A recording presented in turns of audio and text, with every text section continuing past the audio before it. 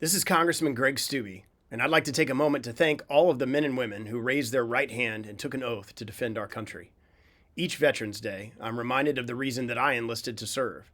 In my first semester of law school at the University of Florida, terrorists hit the Twin Towers, and President George W. Bush addressed the nation and called for all able-bodied men and women to stand up and fight against terrorism.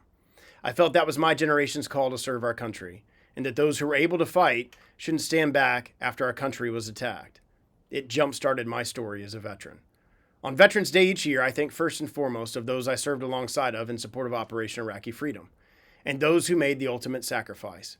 It was an incredible honor and opportunity to serve our country as the U.S. worked to counter the threat of terrorism around the world. Veterans are at the forefront of my work in Congress. We've worked hard to deliver for our veterans.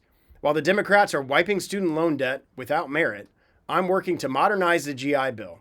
My bill would allow veterans to use their post-9/11 educational assistance to repay federal student loans incurred prior to military service.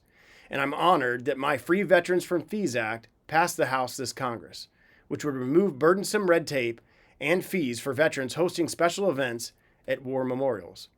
For several years in Congress, we've worked to allow our veterans to have true choice when it comes to their health care.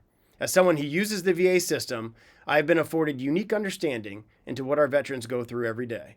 My legislation, the Veterans True Choice Act, would expand health insurance options for disabled veterans and enable service-connected veterans the ability to use TRICARE Select and TRICARE for Life, and not be forced into a VA system that doesn't work for all and leaves veterans behind.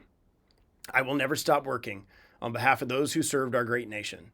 Please take a moment today to say thank you to all of our veterans in your life.